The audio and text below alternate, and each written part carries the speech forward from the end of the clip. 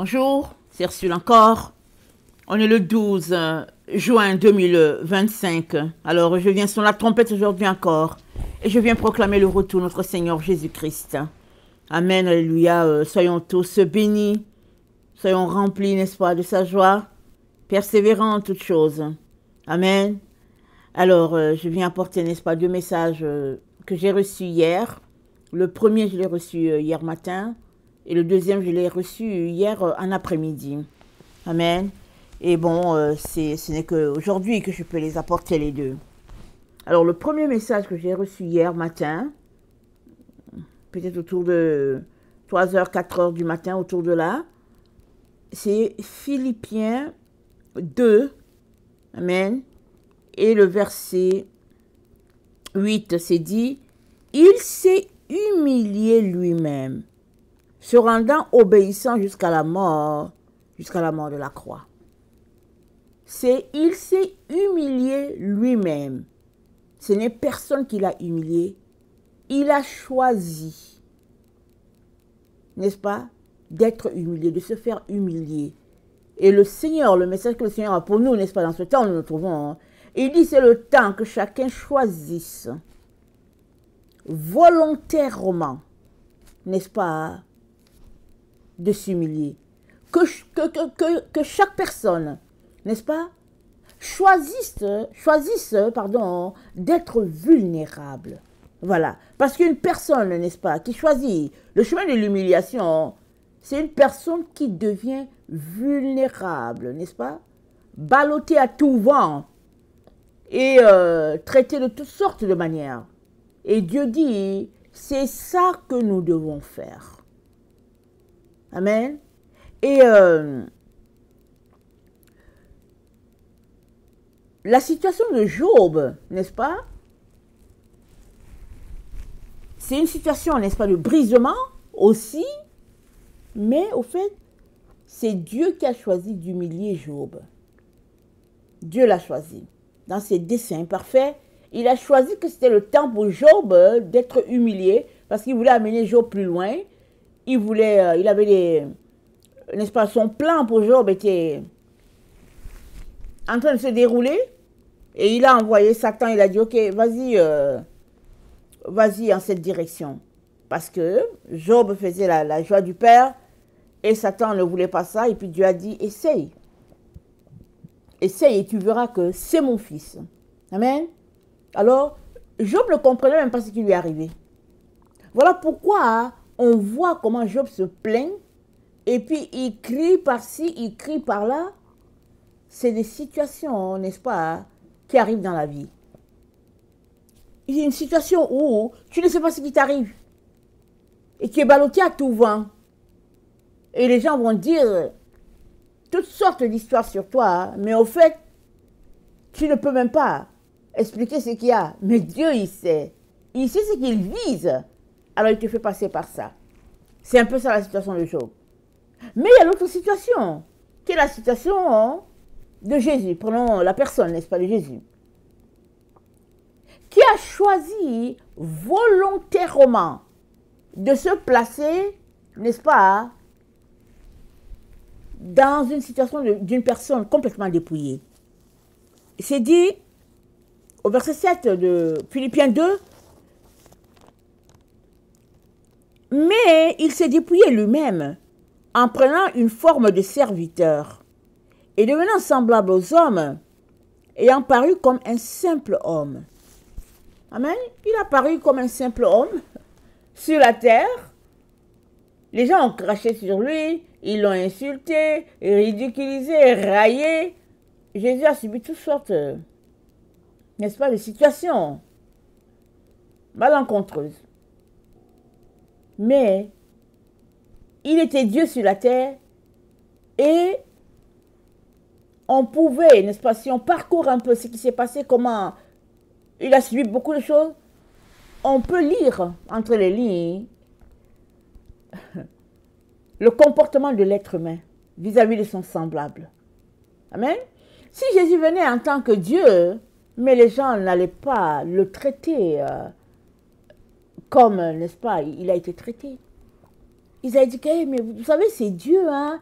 il est descendu à tel jour, il était habillé comme ça, les anges l'entouraient, et puis c'est Dieu, tout le monde allait venir pour dire, oh Dieu, Dieu. Mais là, non, Jésus est venu comme un simple homme, et même les gens l'ont pris pour un enfant illégitime, et les gens lui demandaient souvent, mais où est ton père? Question de se moquer de lui.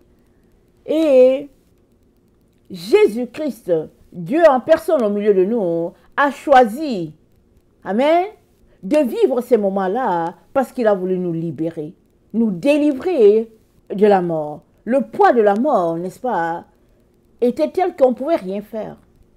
Seule une personne prête à aller, n'est-ce pas, à la mort, pouvait nous libérer. Et Jésus-Christ l'a fait. Et maintenant où nous sommes, on n'a pas encore à mourir. Pour nous-mêmes ou pour quelqu'un d'autre. Jésus-Christ a tout payé. Il a tout payé. Toi et moi avons juste besoin de marcher dans ce qu'il a acquis pour nous. Et c'est là la difficulté. Amen. C'est là la difficulté. Parce qu'on ne veut pas marcher dans ce qu'il a pour nous. On veut vivre aussi notre propre vie, n'est-ce pas, avec nos pensées, nos ambitions. Mais dans ce temps où nous nous trouvons, n'est-ce pas, où la terre est en émoi, où vraiment ça bourdonne un peu partout, et on ne sait pas, n'est-ce pas, ce que sera fait demain. Il suffit juste de prêter attention aux nouvelles. C'est rempli de situations, de désastres par-ci, par-là. Et Dieu nous dit qu'il est temps, n'est-ce pas, pour toi et moi, de nous humilier nous-mêmes. De ne pas attendre qu'une situation nous arrive pour que on dise, ok, voilà, je suis dans telle situation, Seigneur, viens à mon secours. Non. Il dit, les temps dans lesquels nous sommes là, c'est tel que tu dois anticiper les choses. Tu dois t'humilier toi-même. Tu dois te placer dans une situation vulnérable, si bien que tu puisses entendre Dieu. C'est un peu l'exemple de quelqu'un qui cherche la voix de Dieu et puis il ne voit pas. Il n'est pas en train de forcer Dieu quand il décide de jeûner. Mais il décide de jeûner pour taire tout le brouhaha autour de lui. Pour se concentrer à chercher la face de Dieu. À dire, Seigneur, je vais être proche de toi. Maintenant, si Dieu décide de lui répondre au moment où il jeûne, alléluia. Mais Dieu pourrait aussi ne pas répondre. Mais toujours est-il que tu auras brisé, n'est-ce pas, le cours de ta vie à courir par-ci, par-là, en mettant un stop à ça, en jeûnant. Et alors que tu jeûnes, n'est-ce pas, tu ne demeures pas dans le jeûne toujours. On ne demeure pas dans un jeûne à toujours. Mais quand tu jeûnes là, j'espère que quand tu sors du jeûne, ta situation, n'est-ce pas, n'est pas comme c'était avant. Parce que tu jeûnes pour te rapprocher de Dieu. Amen. Ça, c'est un exemple de quelqu'un qui a décidé par lui-même de se priver de nourriture, de plaisir, pour dire, ok, moi je vais être avec Dieu, je vais l'entendre, et puis je vais passer du temps avec lui, il me manque. Moi, je veux rien savoir. Donc, une telle personne se prive, n'est-ce pas, des choses de la ville. Non, il se prive de tout, il dit, non, moi, non, c'est bon. Et Dieu dit, c'est l'attitude qu'on devrait avoir. Dans ce temps où nous nous trouvons, n'est-ce pas, quant au caractère qu'on devrait garder et avec lequel on devrait fonctionner. Parce qu'on est dans le temps où les gens sont gonflés. Ils sont juste après les choses de la terre. Ils sont après le bruit inutile. Et ce bruit inutile se trouve dans 2 Timothée 3, c'est dit que dans les derniers jours, les gens seront égoïstes, amis de l'argent, fanfarons, hautains, blasphémateurs, rebelles à leurs parents, ingrats, irréligieux, insensibles, déloyaux, calomniateurs, intempérants, cruels, ennemis des gens du bien, traîtres, emportés, enflés d'orgueil, aimant les plaisirs plus que Dieu, ayant l'apparence de la piété, mais ruinant ce qui en fait la force. Éloigne-toi de ces gens-là. Dans les derniers temps, hein, voilà ce qui sera. Les gens seront hautains. Ils seront remplis d'orgueil. Ils seront gonflés. Ils seront à courir après les plaisirs au lieu que les choses de Dieu. Ils vont courir après ces choses-là. Et Dieu te dit, toi, allez, retire-toi. Retire-toi de l'esprit du temps. Tu ne peux pas te couper de l'environnement où tu es. N'est-ce pas? Tu ne peux pas te couper, tu peux pas disparaître pour dire, ok, le Seigneur dit de me retirer, je disparais, je ne suis plus dans l'atmosphère. C'est pas possible. Tu vis dans un endroit où Dieu t'a placé. La seule manière pour toi, n'est-ce pas, de te couper de tout ça, c'est de t'humilier. C'est d'accepter de te rabaisser, de te rendre vulnérable et de te mettre à chercher ton Dieu. Et s'humilier, n'est-ce pas? C'est en fait décider de passer par le Dalet. Le Dalet, c'est la porte. Jésus-Christ a dit, je suis la porte, je suis le Dalet. C'est en hébreu. Mais le Dalet, là, quelles sont les caractéristiques du Dalet? C'est l'humiliation, la pauvreté, le fait de se nullifier, et de tendre la main. Parce que quand on est pauvre, on tend la main. On est pauvre, donc on dépend les autres pour manger. Et souvent, la pauvreté peut aller telle que le Seigneur va te dire, appelle telle personne pour dire que tu n'as pas mangé. Tu vas dire, quoi, Seigneur? Seigneur, tu es capable de lui donner à manger. Tu as dit de s'occuper d'abord du royaume. Et puis tu vas nous donner à manger. Le Seigneur va dire, oui, moi je dis que je vais faire ça. Mais pour toi, aujourd'hui, je te demande d'appeler telle personne pour dire que tu n'as pas de pain à manger. Pourquoi le Seigneur ferait ça? Parce qu'il veut t'humilier encore. Il veut t'humilier encore. Parce que c'est nécessaire pour qu'il puisse te communiquer les choses que tu devrais savoir. Amen. Donc, l'humiliation ne devrait pas être une conséquence de quelque chose de bien, une attaque. Ah, mais tu sais, je suis attaqué, rien ne va, et puis bon, voilà ce qui s'est passé. Et puis, non, le Seigneur dit toi-même décide de sortir de l'atmosphère de notre temps. En te mettant de côté. Pourquoi? Pour chercher Dieu. Pour le connaître. C'est dit chercher Dieu. Sa venue est certaine. Cherchez-le. Dès l'aube, lève-toi et mets-toi à chercher Dieu. Alors que tu te mets dans cette situation où tu peux le chercher, n'est-ce pas? Hein? Tu n'es pas en train d'obliger Dieu de te parler.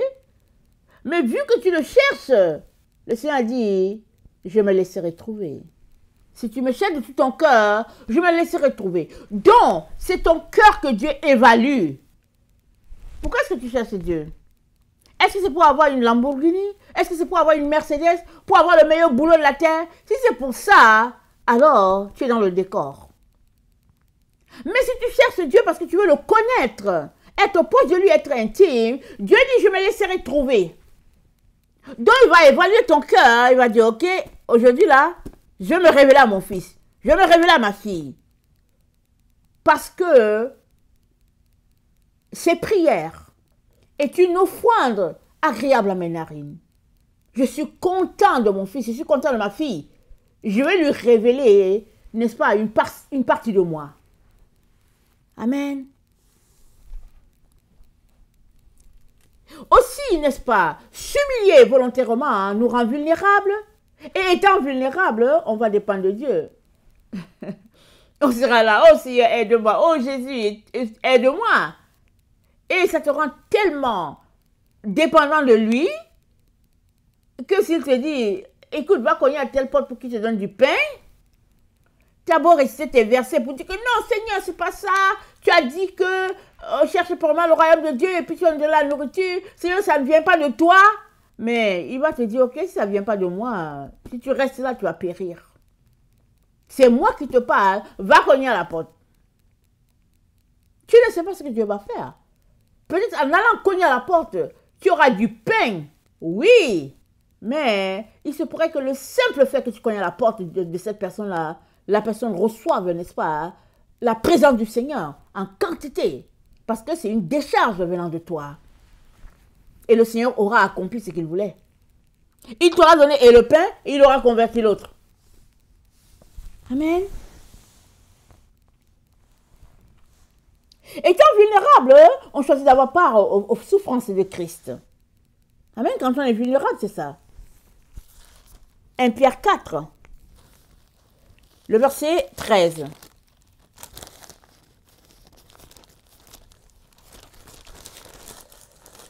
Le verset 13. Réjouissez-vous au contraire de la part que vous avez aux souffrances de Christ, afin que vous soyez aussi dans la joie et dans l'allégresse lorsque sa gloire apparaîtra. Je relis. Réjouissez-vous au contraire de la part que vous avez aux souffrances de Christ.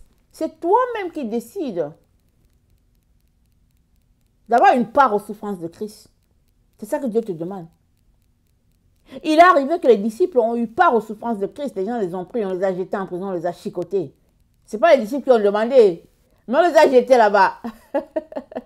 Et quand ils étaient en prison, ils ont tellement loué le Seigneur que les portes se sont ouvertes. Alors, le garde a voulu se poignarder parce qu'il s'est dit, c'est fini pour moi.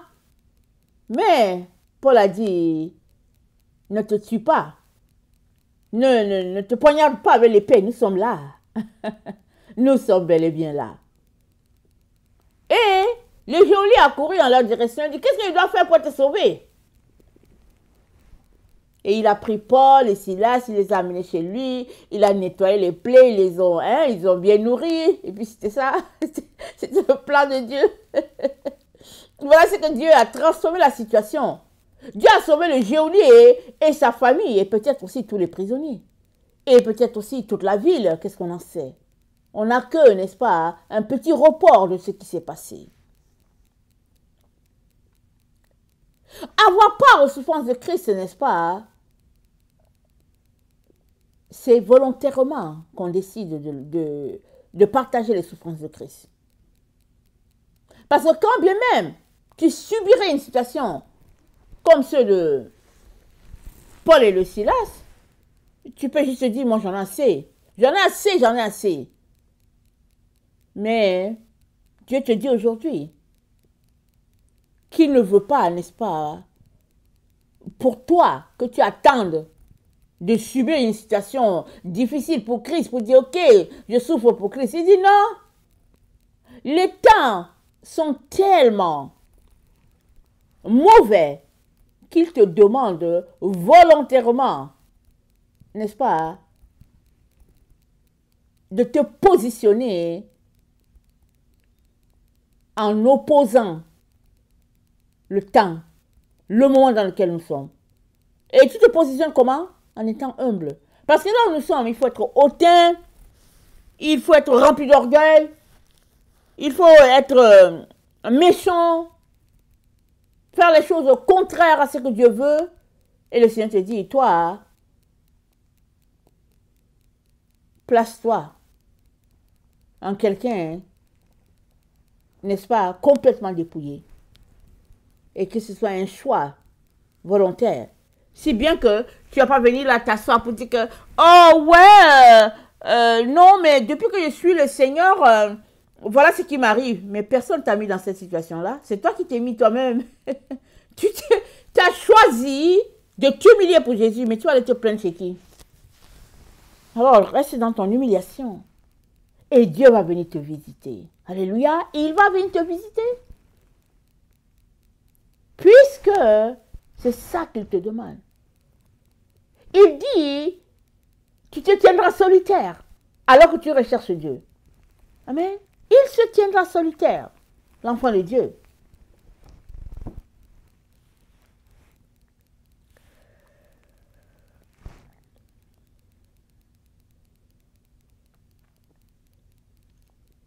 S'humilier nous empêche de marcher sur la voie de la division. Vous savez que il y a des gens qui vivent pour diviser les autres. À la fin, tout le monde est divisé. Personne ne se parle. Parce que celui qui divise est passé par là. Mais Dieu ne nous a pas appelés à nous diviser. Regardez autour de nous.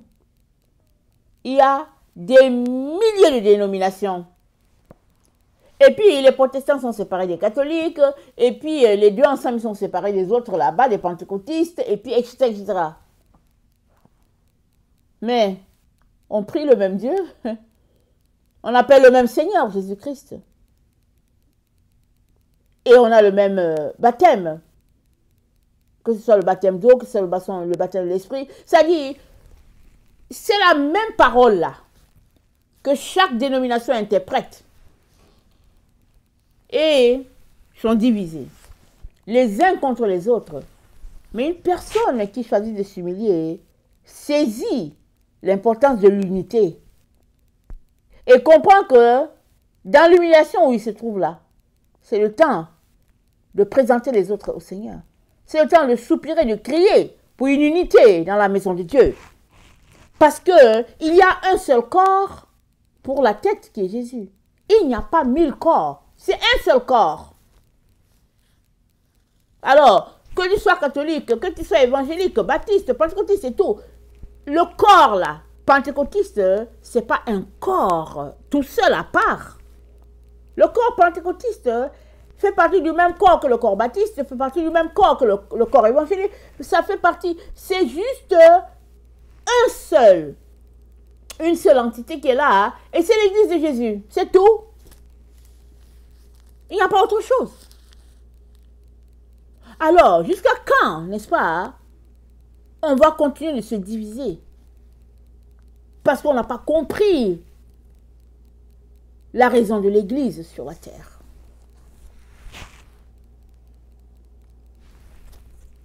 Dans Éphésiens 2, le verset 21, c'est dit, Éphésiens 2, le verset 21,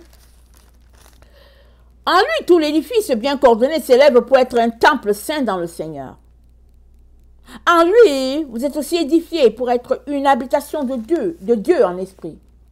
En lui, vous êtes édifiés pour être une demeure de Dieu, une habitation de Dieu. Vous êtes édifiés pour être la nouvelle Jérusalem. C'est en Jésus que vous êtes édifiés comme ça. Il n'y a pas 1000 nouvelles Jérusalem, il y a une seule. Alors si Dieu nous a édifiés pour que nous soyons un seul, qu'est-ce qui fait que nous sommes encore divisés les uns avec les autres? Et une personne qui choisit volontairement de s'humilier devant le Seigneur, va finir par saisir que, au fait, les autres là-bas c'est mes frères, là-bas sont mes sœurs aussi, et puis Seigneur, aide-moi à prier jusqu'à ce que le corps, n'est-ce pas, vienne ensemble et que ce soit une seule entité. Parce que nous devons être séparés de ce qui n'est pas de Dieu. Les sectes, n'est-ce pas, qui invoquent d'autres divinités. On devrait se séparer de ça. Mais on ne doit pas se séparer, n'est-ce pas, entre nous à l'intérieur de la maison, se séparer pour dire, ok, voici le baptiste qui est là, voici l'assemblée de Dieu qui est là, et puis ici c'est les catholiques, et puis là c'est... Non, non, non. Ça ne marche pas. Donc s'humilier, n'est-ce pas, nous amènerait à régler ce problème-là aussi.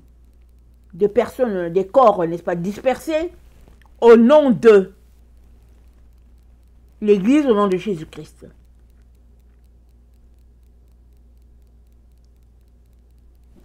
Dans Habakkuk 2, le verset 11, Habakkuk, c'est dans l'Ancien Testament.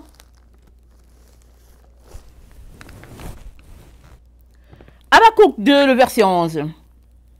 Car la pierre crie du milieu de la muraille, et le bois qui lie la charpente lui répond. Alors, Habakkuk 11, n'est-ce pas, porte en lui, n'est-ce pas, deux caractéristiques de Christ. La pierre, c'est Jésus, n'est-ce pas? Elle est au milieu de la muraille. Quand il y a division, il y a une muraille là, qui se place entre deux choses. La muraille est là, et ça sépare. Amen. La muraille sépare un côté et puis de l'autre. Mais Jésus-Christ nous dit, la pierre, elle est au milieu de la muraille. Mais la pierre, c'est qui? La pierre, c'est Jésus. Mais elle est au milieu de la muraille. Elle est au milieu de ceux qui divisent, qui nous divisent là. Ça veut dire que la muraille ne doit pas être là, entre les différentes dénominations. Il ne faut pas qu'il y ait un mur. Il ne faut pas qu'il y ait un mur entre les baptistes, les évangélistes, les presbytériens, les catholiques, et puis les assemblées de Dieu, et puis je peux citer toutes les dénominations. Mais la pierre, elle est là dans le mur qu'on place là, la pierre, elle est là, elle crie. Mais pourquoi elle crie? Parce qu'elle ne doit pas être là au milieu. Il ne faut pas qu'il y ait un mur là, dont la pierre crie. Et puis, c'est qui répond? C'est le bois qui lie la charpente. Le bois, n'est-ce pas, qui lie deux points ensemble, le bois lui répond. Question de dire que le Seigneur Jésus-Christ est là en train d'interpeller, n'est-ce pas, en train d'interpeller ses enfants, n'est-ce pas, à marcher dans l'unité et tout, et il n'y a personne qui répond, personne ne saisit, personne ne comprend le message de Dieu, et puis c'est encore Jésus-Christ qui élève encore la voix pour unir, parce que c'est dit que le bois lie la charpente, c'est le bois qui lie là, qui répond encore. C'est-à-dire, on ne comprend pas le message de Dieu. Qu'est-ce que Dieu est en train de nous envoyer? On ne comprend pas, on est là, on ne saisit pas. Et Dieu nous invite, dans ce temps où nous sommes, à nous humilier, venir devant lui, pour qu'il puisse nous enseigner, n'est-ce pas, les voies de Dieu. C'est dit, allons dans la maison de Dieu, pour qu'il puisse nous enseigner ses voies. Et cela prend que tu t'humilies. Comment? Suppose que tu es tellement occupé, tu as un travail, n'est-ce pas, qui t'occupe tellement. Mais ce qui prime pour toi, c'est d'être uni à Dieu. Alors, qu'est-ce que tu fais? Tu dis, moi je vais laisser le travail là, je pense que c'est que je vais me débrouiller avec. On va se débrouiller, si vous êtes une famille. On va compter sur Dieu pour nous donner à manger, mais il faudrait, Seigneur, que je puisse entrer dans ma destinée. Dans ce que tu as pour moi, Seigneur, j'aimerais entrer dedans. Penses-tu que le Seigneur va te rejeter? Non, parce qu'il a dit, qui me cherche de tout son cœur me trouvera. Maintenant, tu pourrais dire, je n'ai pas besoin de laisser mon travail pour aimer le Seigneur Jésus. Ok, je sais que je travaille 10 heures par jour, je vais m'organiser pour que, une fois revenu de mon travail, je puisse consacrer à peu près 4 heures à Dieu aussi par jour. Ok, c'est un bon programme. Mais suppose que tu as une famille, tu as des enfants, mais qui va s'occuper de tes enfants? Et puis quand est-ce que tu vas préparer, apprêter ta lessive et tout le reste? Quand est-ce que tu vas faire ça? Parce qu'on n'a que juste 24 heures par heure. Et souvent, on est bien intentionné, mais on est tellement fatigué quand on vient s'asseoir devant Dieu, on commence à roupiller. Mais, si on choisissait de s'humilier, c'est-à-dire de quitter cet endroit, le confort que nous avons, mais Dieu va te donner un autre travail, c'est sûr. Il peut te donner un travail, tu as juste droit à 2 heures, 3 heures, juste question que tu puisses payer ton loyer et manger, et puis le reste... Tu prends le temps pour chercher Dieu. Tout le monde va dire, il est devenu fou. Elle est devenue folle. Oui, tu es fou pour Jésus. Tu es folle pour Jésus. Parce que ce qui compte, n'est-ce pas, c'est le salut de ton âme. Et puis, qui sait, toutes ces personnes qui seront sauvées à travers toi, alors que tu t'humilies, alors que tu cherches la face de Dieu. Dieu va venir à ton secours. Parce que il veut te montrer les choses qui te concernent. Mais tu vas les entendre comment? Parce qu'il te parle, mais tu n'entends pas. Parce que Dieu nous a créés pour ne pas être à 1000 endroits à la fois. On ne peut pas être à deux endroits différents. Non, on peut juste être au même endroit. À l'instant que Dieu nous a donné, on est là à cet endroit. Alors, à l'endroit où tu peux être, l'endroit le meilleur où tu peux être, c'est dans la présence de Dieu. C'est là qu'il va te parler. C'est pas alors que tu es en train de couper ton bois dans la forêt. C'est pas là qu'il va te parler parce que tu es en train de travailler, il y a beaucoup de bruit, tu es avec tes collègues. C'est pas là. C'est devant, n'est-ce pas, ton Seigneur, à ses pieds. C'est là que, s'il lui semble bon de te révéler quelque chose, il te révèle quelque chose. Tu ne viens pas lui demander, oh, révèle-moi ce qui concerne ma vie, et puis qu'est-ce qui va arriver demain. Mais non, Dieu n'est pas quelqu'un qui lit dans les boules. Il connaît tout, il sait tout, mais tu ne viens pas dans sa présence pour qu'il te révèle l'avenir. Non, tu viens communier avec ton Père. Tu viens ôter, n'est-ce pas, la distance qui te sépare d'avec Dieu. Alors que tu es dans sa présence, en train de l'aimer, en train de t'unir à lui, alors il va te communiquer les choses que tu as besoin de savoir. Et souvent même, il y a des choses qui sont là, il ne te communique pas ça, il te communique ça plus tard. Et tu dis, mais Seigneur, mais pourquoi c'est maintenant que tu me communiques ça? Il va te dire, parce que je ne voulais pas que tu sois perturbé. Je te les communique maintenant, parce que dans le temps, ce n'était pas nécessaire. Ce qui était important, c'est que tu te concentres à arriver à l'endroit où je veux que tu arrives. Amen. Donc, s'humilier, n'est-ce pas, ça fait ôter le mur de séparation. Ça fait ôter le mur de séparation. Si bien que, là où il y a le mur, tu vas entendre, n'est-ce pas, la pierre qui va crier. La pierre va te parler. Pour te dire, mon enfant, ma fille, c'est le temps de marcher dans l'amour envers ton frère et ta sœur. Amen.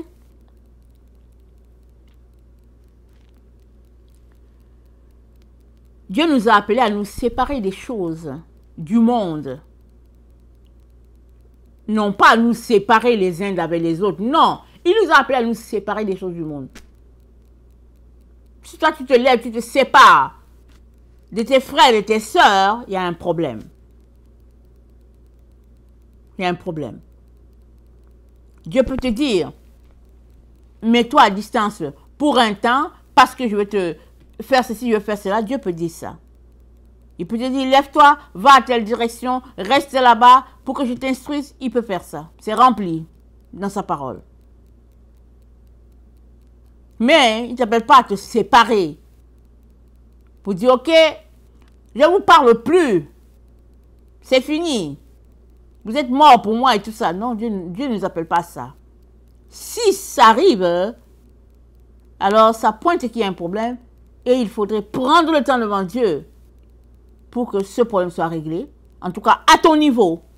De telle sorte qu'il n'y ait pas de mur entre toi et les autres, ni de mur entre toi et Dieu. Parce que tu as besoin d'entendre ton Père à tous les jours. Et tu as besoin de demeurer dans la lumière. Et c'est dit, n'est-ce pas, dans 1 Jean 2, dans l'épître de Jean, on l'a déjà lu, il dit, au verset 9, celui qui dit qu'il est dans la lumière et qui est son frère est encore dans les ténèbres. Celui qui aime son frère demeure dans la lumière. Amen. Celui qui aime son frère est dans la lumière. Mais celui qui n'aime pas son frère est dans les ténèbres. Et puis, il a besoin de revenir à la lumière.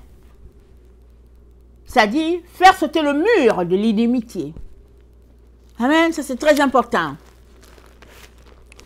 Alors,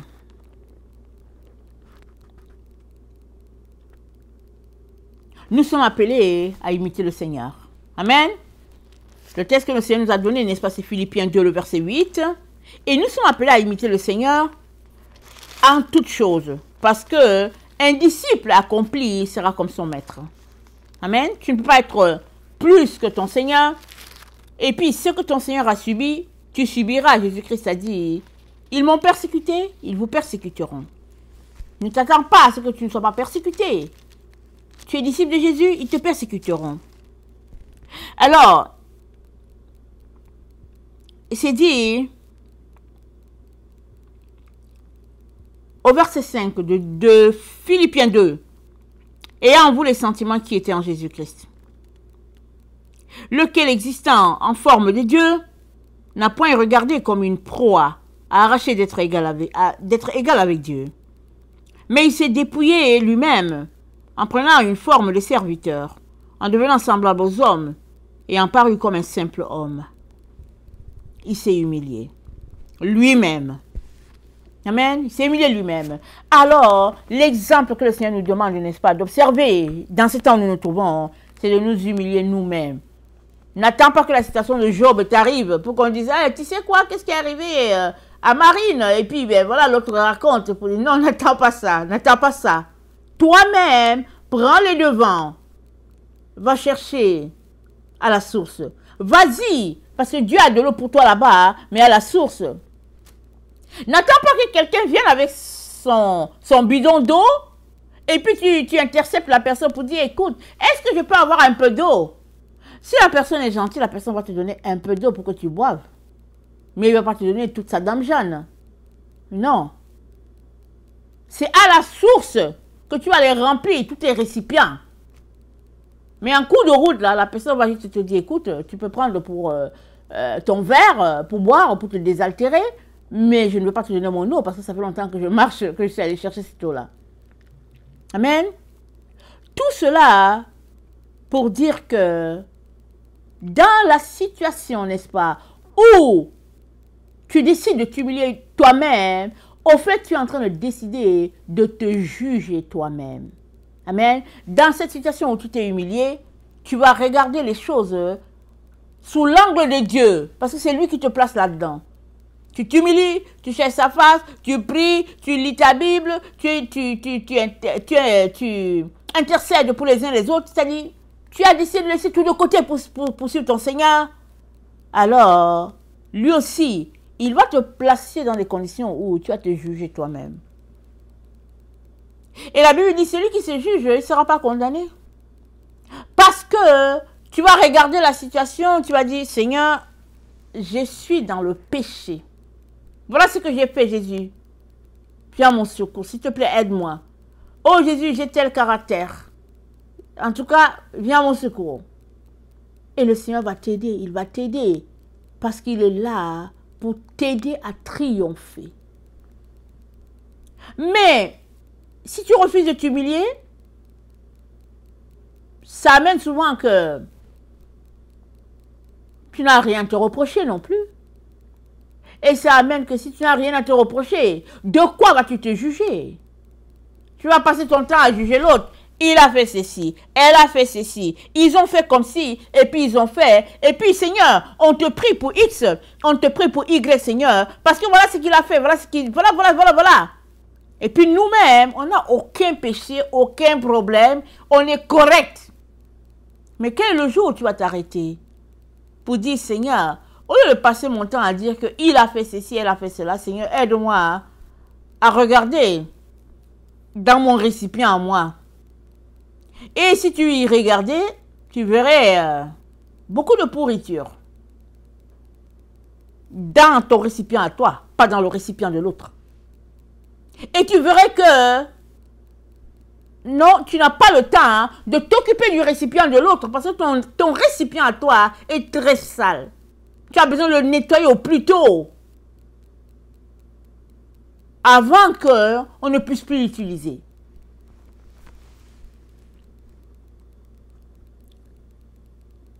C'est le temps, n'est-ce pas, de crier à Dieu pour qu'il nous change.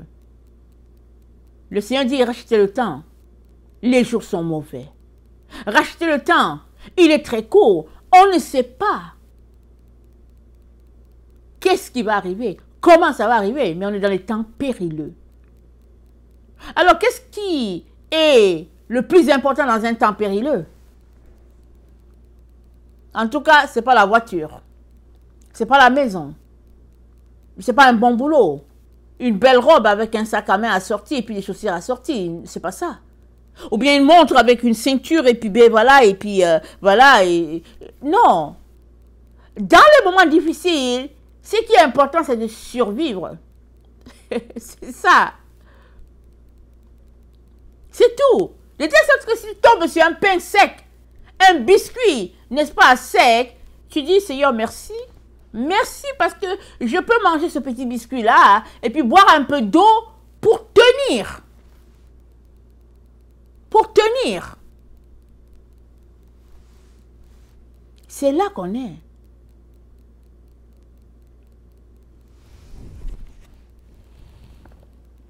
Un Corinthiens 7,